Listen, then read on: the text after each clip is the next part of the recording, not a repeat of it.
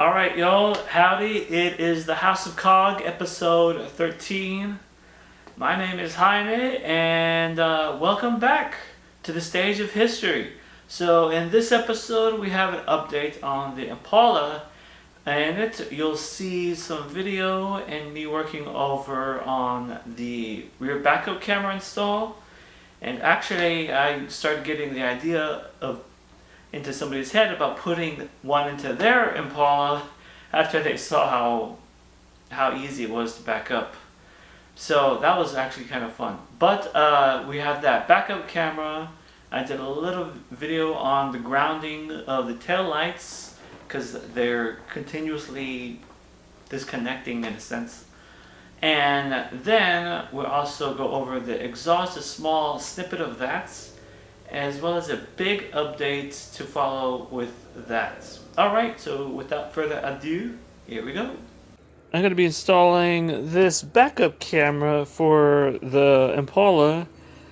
Let's see, I got this from Crutchfield. It was a little bit on sale. And you're probably wondering what I have a backup camera for in this old car. Well, I have a fancy radio that uses a screen that I can connect a rear camera and a front-facing camera too. Which I'll get the front-facing camera eventually, but for the backup camera, I wanted to focus on that because it's a pain in the butt trying to back it up, and I thought this would help. But here's the camera. It's will be on the license plates, and it shouldn't. I'm thinking it won't take too long. I have this Jensen CMR 3710, and it's a pretty dang good value or bang for the buck. It has, let's see, auxiliary input, Bluetooth connection, USB inputs, and micro SD as well. And it has a screen as well. It's motorized and it pops right out. You'll see it come on in a smidge. Oh, let me open it. It has a remote control too. Not my finger, but remote control. And there you go. So that's the screen, but I have to take this down and figure out which inputs the connection for the video is so I can verify that the actual camera works before I wire it up and all that.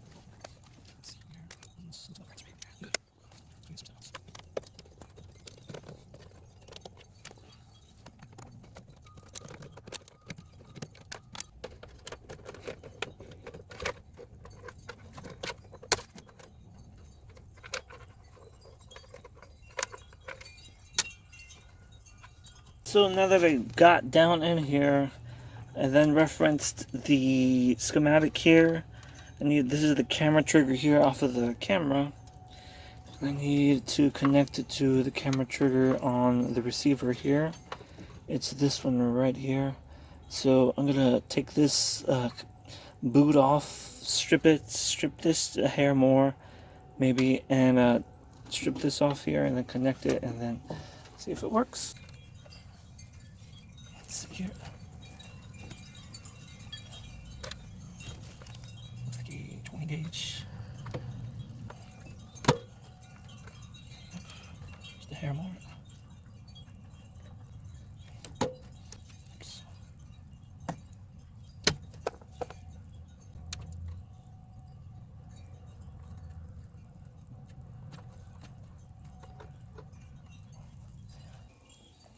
Alright, so I have the camera hooked up, radio's on. Let's see.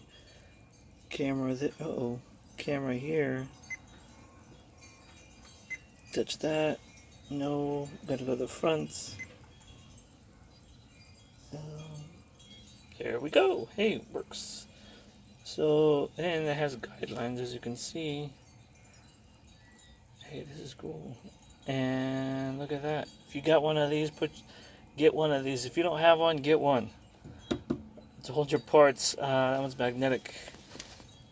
I didn't want to lose any stuff. So here we go. Hey, this is neat. Check that out. But the camera works, and what I'll end up doing now is I'll start running it over to the rear, and Should be good to go. Got to connect, make a couple more, 2-3 more connections.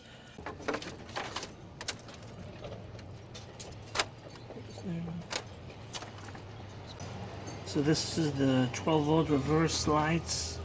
This is ground right here. I'm gonna actually disconnect it from here to make it a little easier, and then solder it right in here at that terminal connector there. And then what I'll do is I'll clean this off here, sand it down, drill a hole, and then have the ground right here.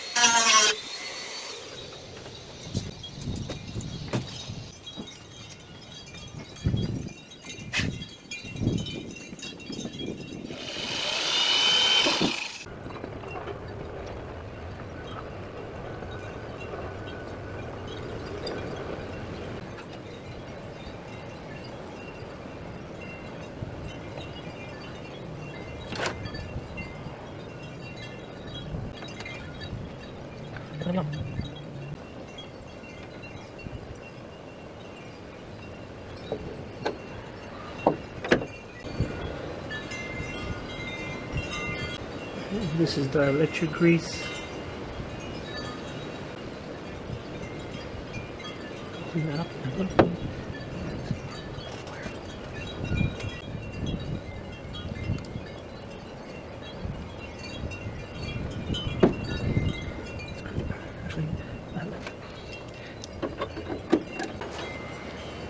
And now to feed it all the way in to the radio. And this is keyed. It actually has a little arrow there and a little arrow on here, so you know you got it in right. Tuck this in here.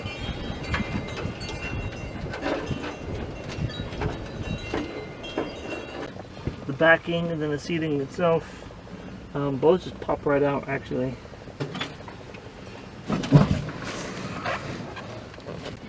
Oh, look at this! The ever elusive 12mm. It was underneath the seat.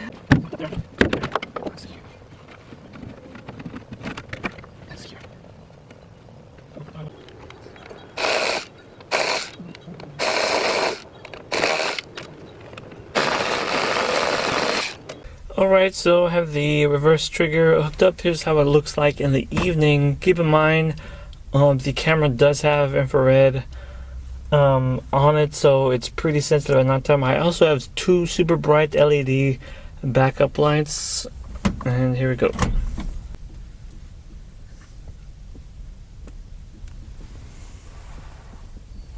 Now to test the backup camera in daytime.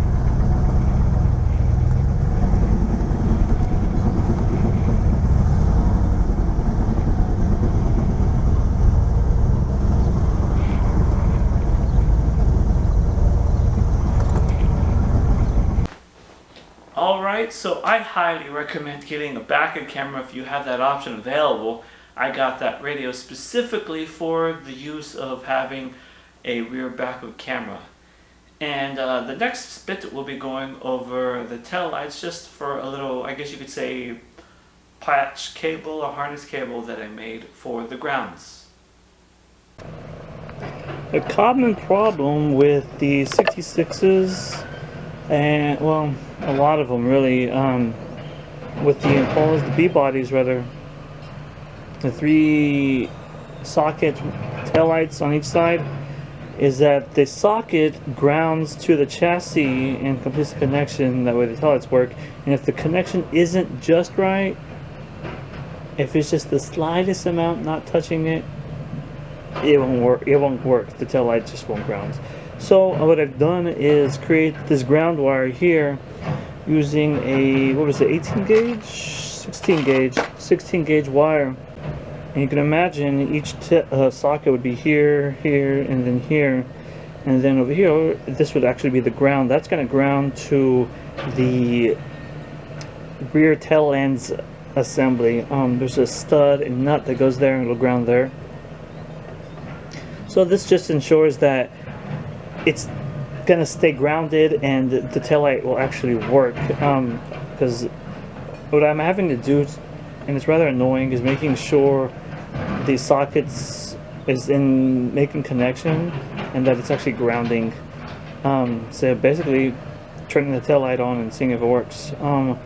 But the socket designs are really poor anyway, so that's the problem with why it doesn't connect.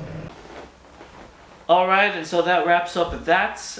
Next is the exhaust. I didn't get much video of that install getting done. Too busy getting it put in.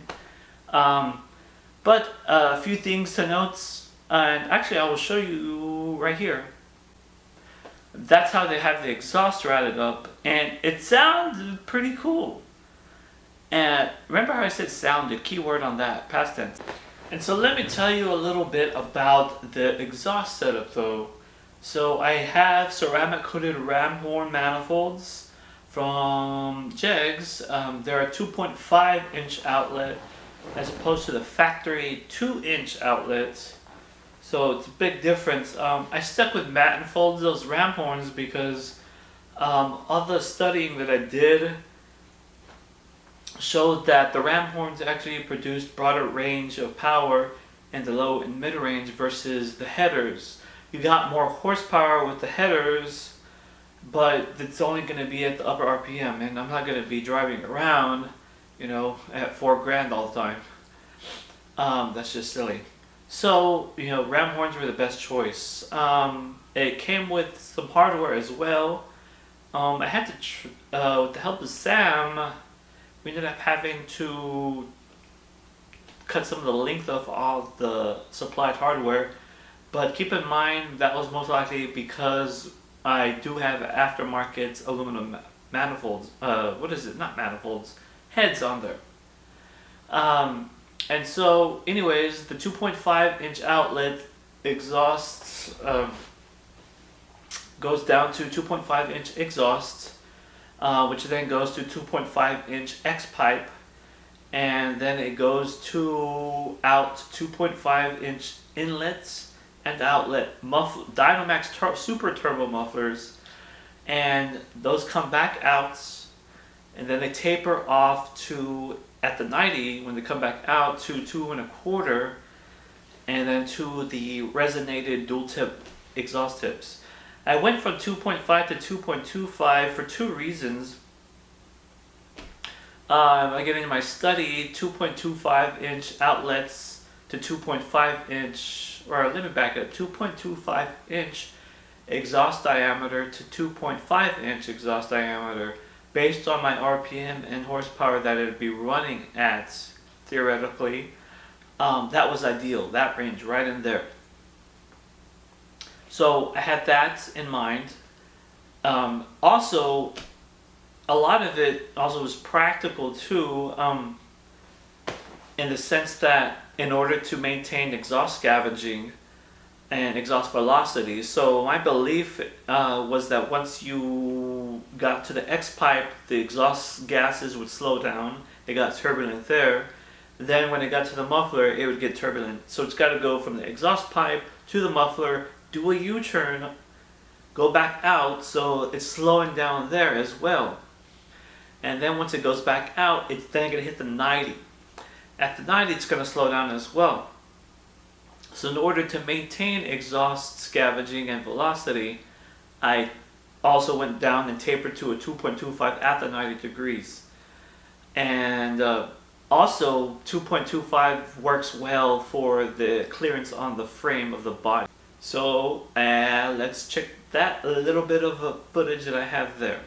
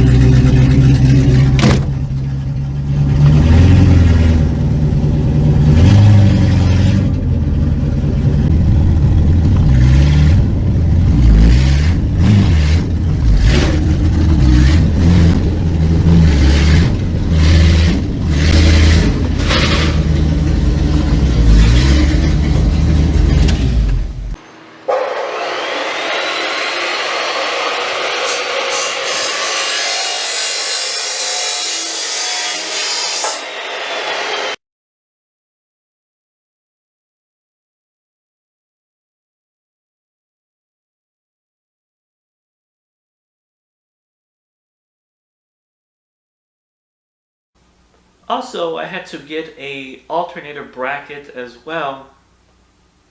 I got that one from Summits. It's a nice one. It's aluminum, uses turnbuckle style. The thing is, when I put the exhaust on, it was so quiet I couldn't hear it. In fact, driving home after I got put it on, I heard more wind noise than I heard the exhaust note, and it almost sounded like I was driving an electric car. You couldn't even tell it was on. It was so quiet with the new exhaust setup. Give it some time though, I let it burn in more and more, and it was sounding louder and louder. And it was sounding better and better, especially when driving next to things like, say, walls on the side or bridges, things like that. When you go under the overpass, the little turnaround, and it sounded pretty cool then. But eventually, I started hearing another sound. It went like this. And guess what? I was seeing like no oil pressure on my oil pressure gauge. So what does that mean? That means the exhaust gave it so much more power, it blew the bottom end out. No, it didn't. No, it didn't. That's stupid. But my point is the Galaxy class, the warp core, it's got to be dumped. You got to dump the core. The crankshaft, it's got rod knock, piston rods. It's I'd show you a video of that, but I don't really want to damage the crankshaft any more than it may have already been damaged. And so that will be in the future. Engine will be coming out and it'll be inspected and see where it goes from there. Alright, and so the House of Kog wishes you on all your mighty and glorious car automotive adventures, Kapla! And we'll see you on the next episode here on the House of Kog.